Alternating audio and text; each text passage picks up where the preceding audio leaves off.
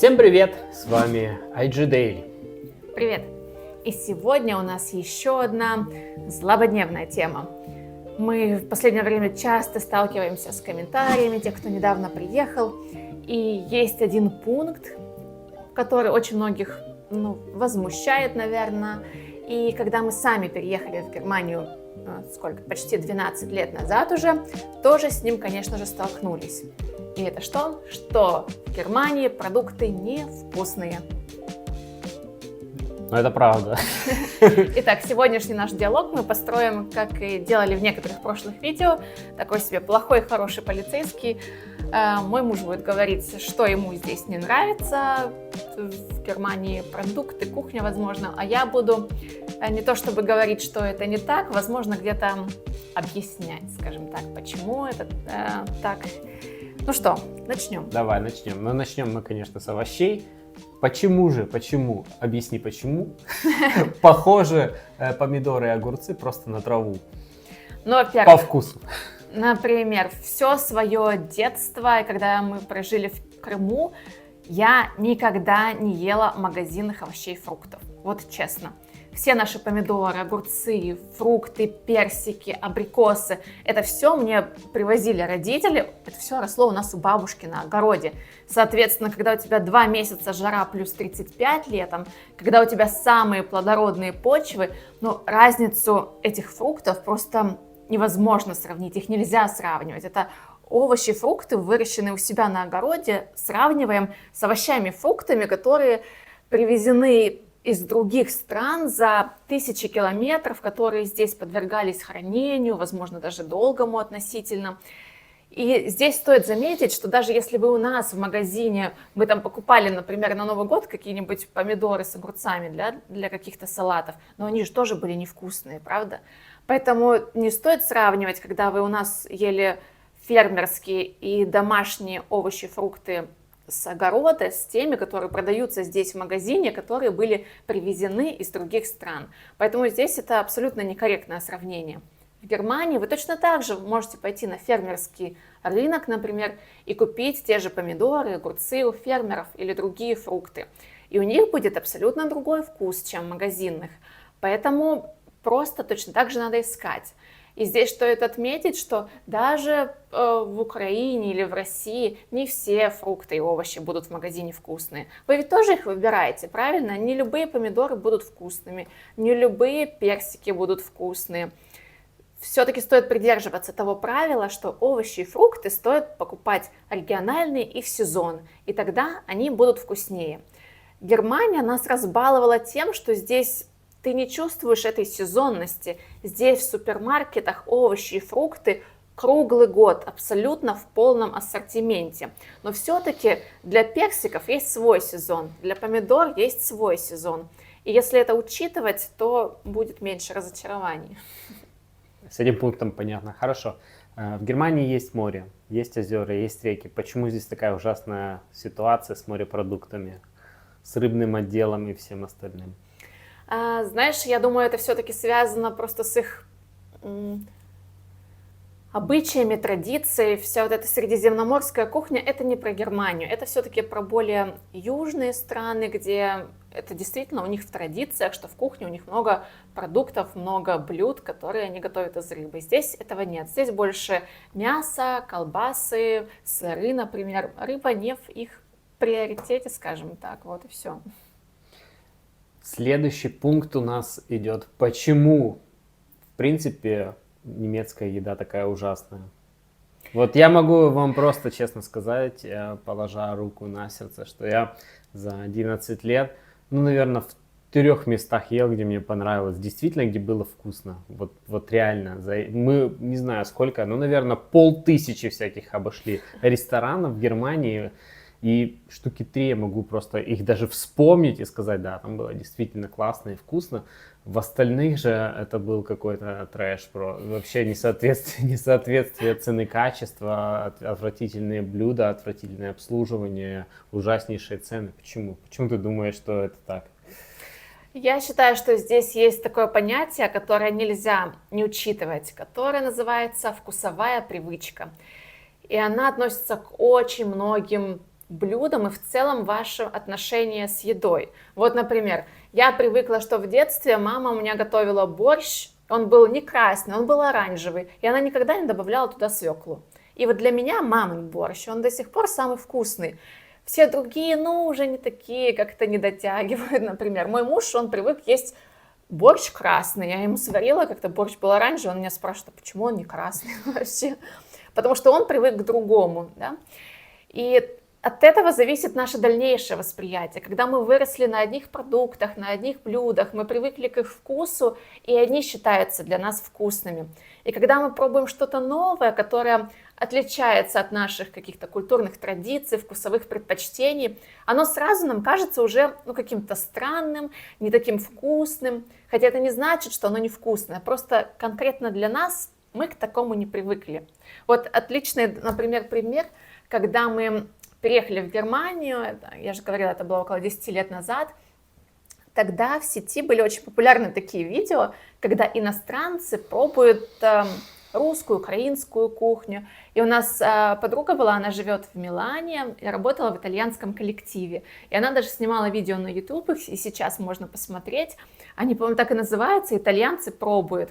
И она готовила для своих коллег различные наши традиционные блюда, напитки давала им попробовать. И там можно было напрямую смотреть реакцию итальянцев на нашу шубу, на наш холодец, например, на квас, на салаты с ананасами, с курицей, с майонезом, на бутерброды там, с майонезом, со шпротами, с солеными огурцами. И, как вы можете догадаться, далеко не от всех блюд итальянцы были в восторге. Что-то им, конечно же, понравилось, а что-то они говорят, ну, как это вообще можно есть? Или это может быть что угодно, но на завтрак я явно не это бы хотел, например, съесть. Это лишь подчеркивает то, что все мы разные, и в наших странах разные традиции. Это не значит, что наш холодец невкусный, например. Это просто значит, что мы к нему привыкли, мы любим это блюдо, и оно просто входит в наш культурный код, можно так сказать. А другие страны и нации могут его просто не понять. Хорошо, а почему, если мы пробуем итальянскую еду, мы же не плюемся? Ну, наверняка у них тоже есть какие-то традиционные блюда, которые нам могут не совсем понравиться. Но итальянская кухня в целом мало кому не нравится. Все любят пасту, все любят пиццу. Это такое традиционное. А когда вот как у нас уже что-то такое необычное, типа холопца или сочетание, я не знаю... Холопца. Или сочетание свеклы, майонеза и селедки с соленым, ну или еще что-нибудь такое. Это уже достаточно такое экзотическое сочетание, которое не в каждой кухне есть. Это тоже необходимо учитывать. Ну, у меня на самом деле другое мнение. У нас кухня очень сильно интернациональная, потому что Советский Союз, это, как мы знаем, была тюрьма народов, и там собрано это со всего. Со всего было собрано. То есть, если вы так задумаетесь, например, тот же шашлык. Одно из самых моих любимых блюд детства шашлык — это кавказская еда. Борщ, например, украинский, какие-нибудь там вареники украинские, потом идут, что там еще у нас есть такое, что было? Манты — это какой-нибудь казахская тема. В общем, оно собрано со всех уголков, и поэтому она интернациональная, она очень вкусная, одна из самых вкусных в мире. Конечно, здесь... Самых вкусных в мире для тебя, потому что ты на ней вырос. Для всех, кто не пробовал, это одна из самых вкусных, потому что я же говорю, она собрана со всех уголков необъятной родины, скажем так. И поэтому, да, я считаю, что она самая вкусная. Но стоит признать, что мы были в Америке, и, конечно, там тоже такое специфическое все на самом деле. На самом деле в Америке, например, они очень много едят сахара. То есть они утро у них начинается с такого огромного стакана холодного, сладкого, ледяного кофе. Ну или горячего. Просто мы летом были, да. Поэтому было холодно. Или горячего. Потом они едят эти пончики, потом они едят бейглы. Бейглы тоже они там, ну, они не нейтрального вкуса, они сладковатые такие немножко. Потом они там, очень у них такая калорийная пища, на самом деле. Был я там тоже не особо в восторге. Ну, на самом деле, в среднем в Европе, если вот так разобраться, кроме каких-то южных стран, где морепродукты, то сложно найти. Ну, в Польше мне джурик нравится, это мое любимое блюдо. Я Тебя сейчас французы заклюют, если ты скажешь, что у них невкусная еда. Ну да, Франция, да, вкусная, извиняюсь. Франция, да, Италия, да, Испания, да, все вкусно. Ну что в Италии? Не, в Италии так не особо как-то. Ты мне только что сказал, что всем нравится итальянская еда. Пицца. Ты просто не особый любитель пиццы и пасты, вот и все, да? Ну, возможно. Также мы читали комментарии, что даже хлеб в Германии невкусный, но и майонез. Но если с одним я согласен, например, с майонезом, то с хлебом категорически нет. Хлеб немецкий — это огромнейшая история, огромнейшая индустрия. Аналогов в мире, в принципе, хлеба нету. 500 миллиардов видов всякого хлеба, и багеты, и шмагеты, и нарезной, и черный, серый, с зернами, с семечками. На любой вкус, на любой фасон. Хлеб однозначно самый лучший в мире. Майонез. Почему майонез такой ужасный? Во-первых, я бы хотела добавить про хлеб. Конечно, если вы купите в магазине в каких-нибудь целлофановых пакетах, он может вас не особо впечатлить, этот хлеб. Но в Германии более 3000 сортов хлеба, и он отличается даже от одного региона к другому. Просто пойдите в булочную, и там будет настоящий вкусный хлеб, который был приготовлен на закваске. И он не сравнится с тем, который продается в магазине. В магазинах это больше массовое производство, тоже надо понимать. Но вот сказать то, что в Германии не нашли вкусный хлеб, это просто, мне кажется, поленились поискать. Да, нужно посмотреть и выбрать, который вам нравится. Булочных в Германии очень много, буквально на каждом углу. Это то, что здесь, наверное, не закрывается и никогда не закроется. Заходите в булочную, там миллион видов разного хлеба, булочек, и они действительно вкусные. Просто выберите тот, который вам понравится. Попробуйте, сделайте для себя эксперимент. Пробуйте каждую неделю новый сорт хлеба, и вы обязательно что-нибудь для себя найдете. У нас, опять же, почему-то в культуре, что майонез используется чуть ли не в каждом втором блюде. Кто-то на бутерброды его намазывает, кто-то использует в каждом втором салате.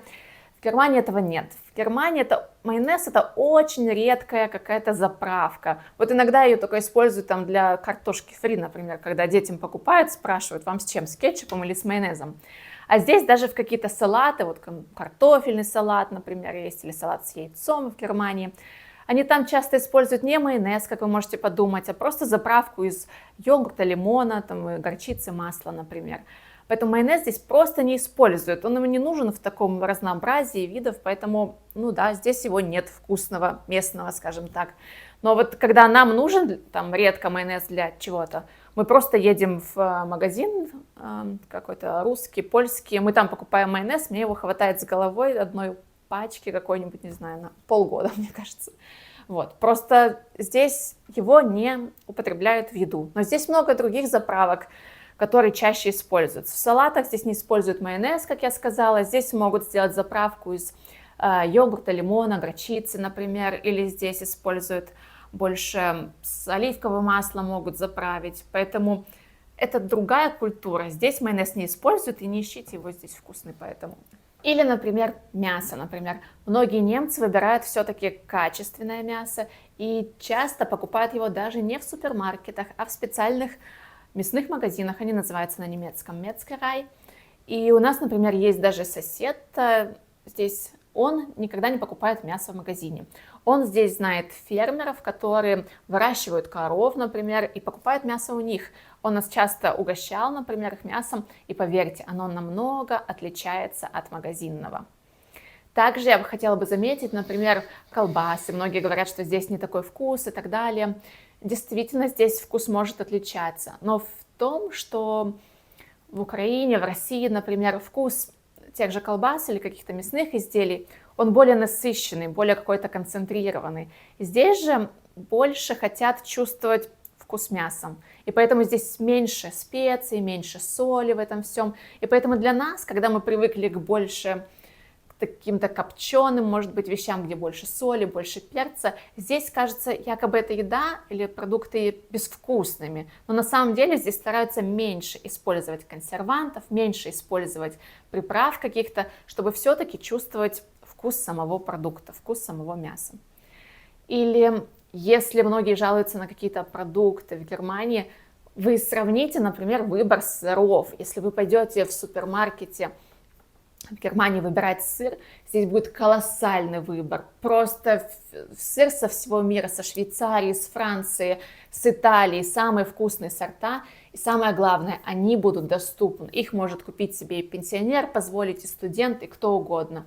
У нас же, к сожалению, сыр очень в ограниченном количестве, а если какие-то привезенные французские, швейцарские сорта, то они стоили, как правило, ну, как крыло самолета, да, и явно не на каждый день можешь себе позволить эти сыры. Поэтому, если вы все-таки чем-то недовольны в Германии, мы понимаем, что у вас есть свой какой-то культурный обычай, традиции, вы любите свою домашнюю еду, это абсолютно нормально, это в каждой стране так, и для каждого народа. Просто примите тот факт, что в Германии культура продуктов, культура пищи, она отличается от нас. И не стоит говорить, что она невкусная. Для немцев она тоже вкусная, потому что это их кухня, да.